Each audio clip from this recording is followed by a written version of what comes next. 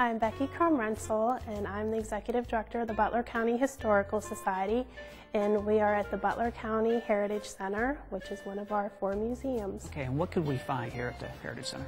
There are exhibits related to Butler County history, such as the Armco industry, which was steel, Pullman Standard, which made train cars, and of course our Bantam cars and our Bantam Jeep. But you have a new addition to the center, right? We do. We have acquired the Jay Bee Model Circus, which was hand-carved and hand-painted by local artist Jimmy Bashline.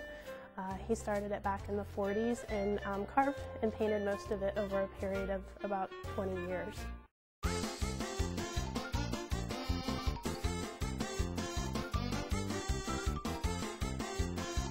He was a local sign painter, very well known in the community. The circus was his hobby and sign painting was his trade.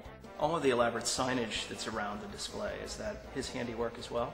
He did that entire thing, and he actually took that out to the farm show when he took the circus out there. And he was in World War II? He was in World War II, and then he started this when he came home. It was in his garage most of the time. It took up 1 stall of a 2-stall garage, and he would have groups into the house to see it. A lot of school kids, scout groups. He'd love to share it with the community if he could.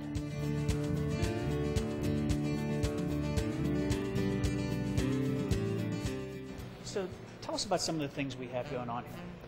Well, Jimmy was very inventive with things that he used. He tried a toothpaste cap for his garbage can. He used hat pins for balloons. He designed the tent himself, took it to a local awning company, and they sewed the tent for the circus. If you look in the back of the tent, he used paper clips for the seats. The other thing I really like is the guy that swallows the sword. If you look in the food tent, they're back there making eggs and pancakes for breakfast, and the guys in the back are working on dinner time. The amount of detail in this is staggering. Yes. Yeah, the closer you look, the more you actually see. He wasn't shy about putting Jay Bee Circus on a lot of the parts here. Now, Jimmy's initials, of course, were J and B, and so he had to name his circus, and that was what came naturally for him. Granted, my knowledge of circuses is fairly limited, but if I were to guess, I mean, this looks like a Barnum and Bailey type circus. Well, Jimmy actually obtained the blueprint drawing of their tent and how they set their big top up. Okay. And that's what he started with. And Jimmy started going to the circus as a young boy. It came to Butler in the 1920s and 30s. And he was heavily influenced by seeing that. He was heavily in Butler. influenced. The kids got school off for the day, and there was a parade down Main Street. And they unloaded at one end of town and went to the other end of town for the actual circus. So would this sort of be like a parade we're seeing? This was the circus parade that you saw. How does something like this start? How do you just one day build a circus? Well, you come home from World War II, and you buy a kit. This was his first piece. Unfortunately, the music box in it doesn't work anymore. And all of this came from that. And when he started, that was all he'd ever planned on doing, was that one kit. But it kind of took hold of him. Yeah. And you can see his end result. He carved these? He carved the majority of these pieces. Out of what? Wood.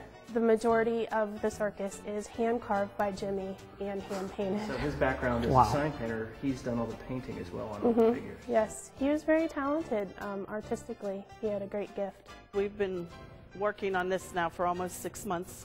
We have a group of volunteers that dismantled the entire circus, moved it to the Heritage Center, and cleaned it and reassembled it using photographs that we took before taking it apart. Do you have any idea how many individual pieces are in this? No, and we don't want to know. A lot. A lot. Might I find anything other than the Jimmy Bashline references that might be Butler County in here? Yes.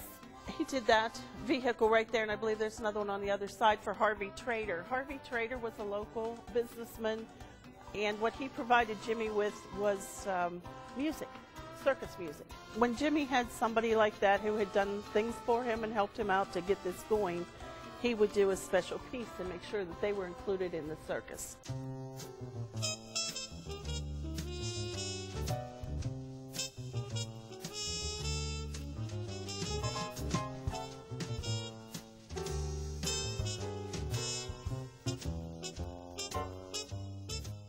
I think people of all ages would enjoy this, especially those who grew up with the circus and enjoy going to the circus. It certainly is a one-of-a-kind. It does make it a piece of artwork that is totally Butler County and needs to be preserved.